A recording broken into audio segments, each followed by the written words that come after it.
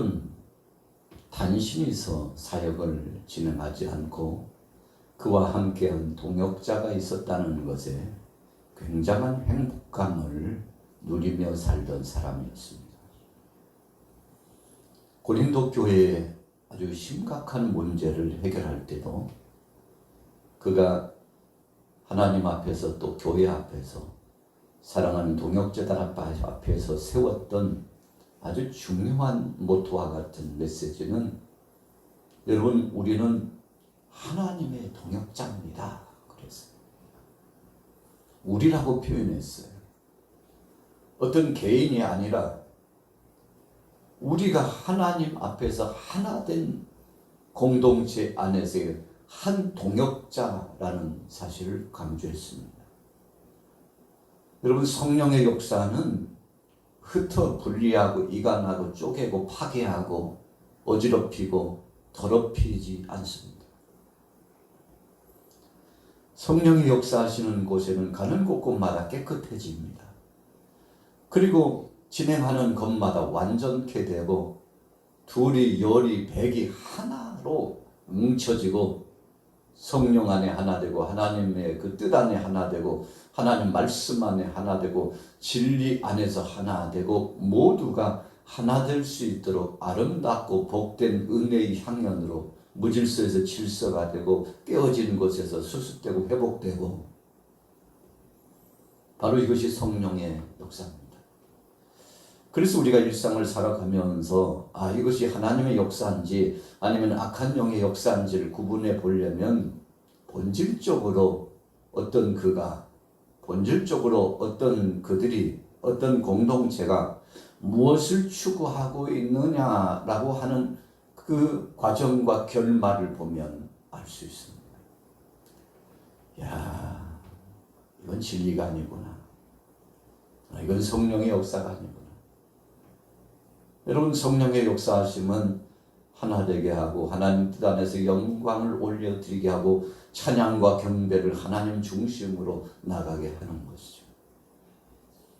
오늘 바울이 사랑하는 동역자 바나바를 만난 것이 그의 인생에 있어서 아주 중요한 전환점이었다고 종종 고백을 했었죠.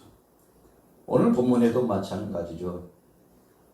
같이 동역자 되어서 사역을 진행하는데 그가 사랑하는 주위에 있는 많은 사람들에게 전했던 메시지 가운데 하나가 하나님의 역사하심은 하나님 마음에 맞는 사람을 통해서 역사하셨다. 이것을 강조하고 있습니다. 바나바가 왜 바울을 불렀을까요? 하나님의 그 마음에 맞는 사람이라고 생각한 겁니다.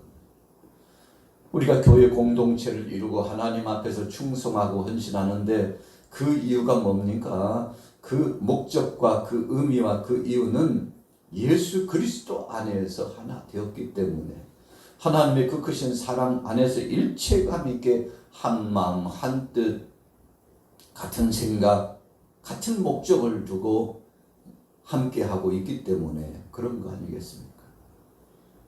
우리가 여러 친척들이 있고 가족들이지만 그 중에도 교우 간의 관계를 아주 중요하게 생각합니다. 교회 식구 그러면 정말 정감이 있고 뗄래야 뗄 수 없는 불가분의 관계. 때로 가족이나 친척들은 멀리 있어요. 한치 멀리, 또 다른 공간 안에 멀리. 그러나 교우들은 늘 매일처럼 만나죠. 매주 만나잖아요. 그래서 함께 사랑을 나누고 어려움이 있으면 함께 토로하고 그 무거운 짐을 같이 짊어지자고 하고 같이 기도해주고 배려해주고 사랑해주고 마음을 써주고, 이것만큼 아름답고 복된 관계가 어디 있나요? 그래서 교회 안에 이 공동체의 사랑이라는 것은 끈끈한, 어떤 때는 보면 피보다도 더 진한, 왜 더 진하다고 표현합니까? 하나님의 사랑으로 결집되고 뭉치고 하나님의 사랑으로, 우리가 예수님 때문에 그러잖아요. 예수님 때문에 하나 되죠. 예수님 때문에 사랑하게 되고 예수님 때문에 용서하게 되고 예수님 때문에 그들을 위하여 서로 배려하며 사랑하는 그런 관계의 삶을 진행해 나가고 있기 때문에 참 귀하고 복된 겁니다. 바울에게 있어서 여러 동역자들이 있었지만 잊을 수 없는 동역자들이 많이 있었죠. 그런데 그 동역자들이라고 하는 것이 하나같이 하나님 마음에 합한 사람으로 자리매김을 했다는 것입니다. 오늘 22절 같이 한번 읽어볼게요. 21절부터 22절 읽습니다. 21절 시작. 그 후에 그들이 왕을 구하거늘 하나님이 베냐민 지파 사람 기스의 아들 사울을 40년간 주셨다가 패하시고 다윗을 왕으로 세우시고 증언하여 이르시되 내가 이새의 아들 다윗을 만나니 내 마음에 맞는 사람이라 내 뜻을 다 이루리라 하시더니. 자, 내 마음에 맞는다라는 것을 우리가 히브리 원문에 보면 케밥이 그랬어요. 무슨 뜻인가 하면 내 마음을 따라오는 자다. 하나님의 마음을 따라오는 자다. 그래서 케밥이 다윗이 내 마음을 따라하고 있다. 내 마음을 읽었어. 내가 원하는 대로 행하여 내 뜻을 이루고자 소원하고 있어. 여러분, 그래서 하나님께서 사울을 패하시고 다윗을 세웠는데 그렇게 마음이 흡족하고 하나님께서 보시기에 아름답고 쓰기에 정말 요기다고. 여러분, 우리가 하나님 앞에서 쓰기에 좋은 사람이 되어야 합니다. 쓰기에 좋지 않으면 우리가 일상생활 중에도요, 음식을 만들 때, 그릇을 쓸 때에도 쓰기에 편해야 돼. 깨끗해야 돼. 그래서 필요 적절하게 그릇을 선용합니다. 하나님도 마찬가지였어요. 세상에 그 많고 많은 사람이 있었는데 소년 다윗을 부르셨어요. 하나님께서 언제부터 다윗에게 관심을 가졌는지는 잘 모르겠지만 분명한 것은 다윗을 보면서 하나님께서 저는 내 마음을 따라서 내 뜻대로 행하고자 소원을 품고 있는 아이다. 이렇게 생각을 하신 거죠. 그래서 8 형제 중에 사무엘 선지자를 보내가지고 베들레헴에 사무엘, 네가 베들레헴에 좀 급히 가야 되겠다. 하나님 왜요? 무슨 일이 있습니까? 내가 이제 사울을 패하고 새로운 일꾼을 세우려고 하는데 사울 왕을 세운 지가 얼마나 됐다고 왜 그러세요? 아니. 미리 준비해둬야지. 너는 베들레헴에 가서 이새의 집에 가서 내가 택하고 정한 자를 기름불을 가지고 와서 기름을 부어 세우라. 하나님의 이 언명이 사무엘에게 전해졌어요. 사무엘이 깜짝 놀랐죠.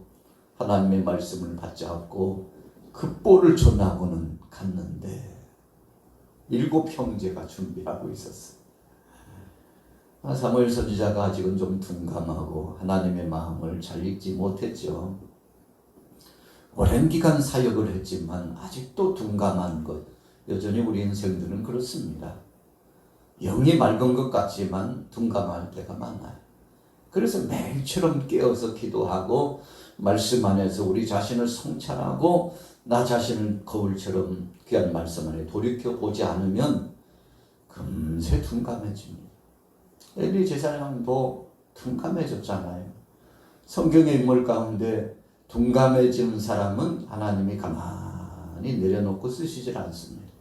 예민한 사람을 써요. 어떻게 예민한 사람입니까? 기도로 깨어 일어나고 그리고 하나님 말씀에 자기 자신을 경책하고 시대를 재조명해 볼 줄 알고 하나님께서 가장 우선시하고 원하는 것이 무엇인가를 헤아릴 줄 알고 이런 사람을 하나님이 쓰셨다는 거예요. 그래서 바울을 쓰신 거예요. 굉장히 예민한 사람. 여러분, 그래서 우리 크리스찬들은 좀 영적으로 민감한 사람들입니다. 민감하지 않고 둔감하면 큰일 납니다. 깨어있다고 하느나 깊이 잠든 자와 같은 것이기 때문에 그렇습니다. 오늘 하나님의 마음에 합한 사람, 이새의 아들을 만났어요. 오늘 바울이 생각해 보니까 역사적으로 하나님께서 중요한 인물들을 쓰셨는데 그 중에 다윗을 빼놓을 수 없는데 왜 다윗을 언급했을까요? 다윗의 가문에서 오신 예수 그리스도를 선포하기 위해서, 예수 그리스도께서 이 땅에 메시아로 오셨는데 그냥 오신 것이 아니고 아브라함의 계보에서, 다윗의 계보에서 오신 분, 유대인들은 아브라함, 다윗 하면은 껍벅하거든요. 귀한 인물로 생각하고 귀한 가문으로 생각하고 약속의 가문으로 생각하고 지대한 기대감을 갖고 있거든요. 그래서 예수님을 구주로 영접하지 않는 유대인 중심의 많은 영혼들을 향하여 말씀을 선포할 때 정신 차리라고, 지금 하나님께서 얼마나 우리를 사랑하시고 이 민족을 사랑하시고, 그래서 유대인 중심, 이방인 중심으로 가리지 않고 나가서 예수가 그리스도임을 선포하고 전했는데, 바로 다윗의 가문에서 오신 예수 그리스도를 여러분들이 기억하느냐고. 이게 바로 주요한 골자의 내용의 메시지였죠. 자, 보십시오. 36절로 넘어가 보겠습니다. 36절 시작. 다윗은 당시 하나님의 뜻을 따라 섬기다가 잠들어 그 조상들과 함께 묻혀 썩음을 당하였으되 하나님께서 살리시는 이는 썩음을 당하지 아니하였나니, 그러므로 형제들아 너희가 알 것은 이 사람을 힘입어 죄사함을 너희에게 전하는 이것이며, 또 모세의 율법으로 너희가 의롭다 하심을 얻지 못하던 모든 일에도 이 사람을 힘입어 믿는 자마다 의롭다 하심을 얻는 이것이라. 자, 27절에 보세요. 예루살렘에 사는 자들과 그들 관리들이 예수와 및 안식일마다 외우는 바 선지자들의 말을 알지 못함으로 예수를 정죄하여 선지자의 말을 응하게 하였도다. 자, 예수님 전하기 위해서 부연 설명을 계속한 것. 그래서 성경은 한마디로 말하면 예수 그리스도에 대한 책입니다. 구약도 마찬가지고 신약도 마찬가지입니다. 예수 그리스도, 예수가 그리스도라는 사실, 메시아라는 사실, 구세주라는 사실을 계속 전해주기 위해서 창세기에서부터 요한계시록까지 말씀이 우리에게 계시적인 역사 가운데 하나님의 은혜로 주어지는 겁니다. 그래서 성경을 읽다 보면 예수님을 발견해야 제대로 성경을 읽은 겁니다. 주님의 몸된 교회를 섬기면서 예수님께서 우리에게 주신 그 은혜와 사랑이 얼마나 큰 것인지를 절감하면서 섬기고 봉사하고 헌신하면 실수도 없고 시험에 들지도 않고 오히려 하나님의 영광을 드러내고 자기 자신의 자리에 온전하게 서서 사역을 감당하는 충성된 자로 끝까지 남을 수 있습니다. 여러분, 우리가 신앙생활 하다가 중도에 하차하는 사람이 꽤 많습니다. 우리 대한민국에도 크리스찬들이 많아요. 그런데 믿다가 낙심하거나 믿다가 중도에 타락하고 세상으로 가가지고, 여러분 교회 안 가. 그래서 그런 별명이 붙여졌다고 그러잖아요. 가난한 성도, 나 교회 안 나가. 이런 성도가 많아졌대요. 여러분, 주님께서 얼마나 안타까워하실까? 이유가 뭡니까? 예수 그리스도 중심, 하나님 말씀 중심으로 온전하게 서지 못했기 때문에 세상을 바라보다가, 사람을 바라보다가, 사건 사고를 보다가, 세상의 풍조를 보다가 그만 길을 잃고 망망대해 길을 잃고 헤매는 배처럼 그렇게 된 겁니다. 여러분, 배가 그 엄청난 망망대해를 항해하다가 이 나침판과 같은 목적지를 향하는 표식을 알려준 시스템이 고장나면 큰일 납니다. 비행기가요, 조종사가 스스로 운전하는 예는 그렇게 많지 않습니다. 다 시스템에 의해서 가리키는 방향대로 조종하는 겁니다. 그런데 이 시스템이 망가졌다고 한번 생각해 보세요. 큰일 나죠. 그냥 이 공중을 계속 돌다가 연료가 떨어져 가지고 결국은 추락해서 사고가 날 수 있겠죠.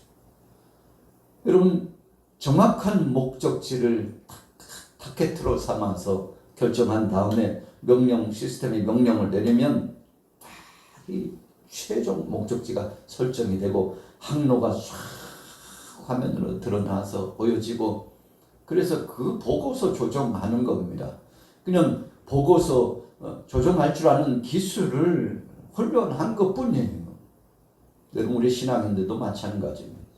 이 세상을 살아갈 때 곁길로 가지 않고 시험에 빠지지 않고 넘어지지 않고 주님 오시는 그 날까지 믿음을 지킬 수 있는 그 지름길 한 가지를 주었는데, 그것이 바로 이 하나님의 말씀, 이 텍스트예요. 이것이 바로 교과서예요. 하나님의 말씀이 기준이에요. 여러분, 우리 사람은 틀릴 수 있어요. 세상의 풍조도 변화무쌍해요. 그런데 하나님의 말씀은 영원토록 동일해요. 그래서 세상은 없어져도 내 말은 없어지지 않는다. 예수님께서 왜 그 말씀 주셨을까요? 정신 차리라는 겁니다. 세상 보지 말고, 어떤 대상 인물 보지 말고, 누구 때문에, 어떤 조건 때문에가 아니라 예수께서 나를 위하여 죽으신 그 은혜 때문에, 예수 안에서 내가 구원받은 자가 되고 영원한 심판받아 지옥으로 떨어질 자가 영원한 천국으로 구원받은 자 되었다는 사실을 감사 감격하고, 그분이 안내하시는 대로, 지시하시는 대로, 그분의 말씀대로 쫓아나가 살아야 되는 거예요. 다윗은 그럴 줄 아는 사람이었다는 거예요. 그도 약하여 죄를 범한 자였습니다. 그런데 그가 생각했던 첫 번째 마음은 하나님 뜻대로 살아보고자 하는 열성이 그에게 있었고, 두 번째는 혹시라도 실수하고 죄를 범하면 즉시 회개하는 지혜로움이 그에게 있었으며, 세 번째로는 오직 하나님의 영광을 위하여 끝까지 충성하고자 하는 소원을 마음속에 품고 있었다는 것. 그래서 하나님께서 다윗을 쓰셨다. 다윗의 가문에서 예수 그리스도께서 오시도록 하셨다. 여러분, 오늘 하루를 살아가면서 여러분들은 정말 하나님 마음에 합한 자입니까? 주님의 그 마음을 따라가는 자입니까? 그렇다면 행복한 자입니다. 복된 자입니다. 주님이 사랑하시고 큰 복으로 내려주시고 칭찬하시고 상을 주실 겁니다. 오늘 하루 동안 하나님의 영광스러운 은혜를 바라보고 흔들리지 말고, 좌충우돌 흔들리지 말고 오직 하나님만 바라보고 좌로도 우로도 치우치지 않는 그런 믿음의 사람 되셔서 승리하시기를 예수님의 이름으로 축원합니다.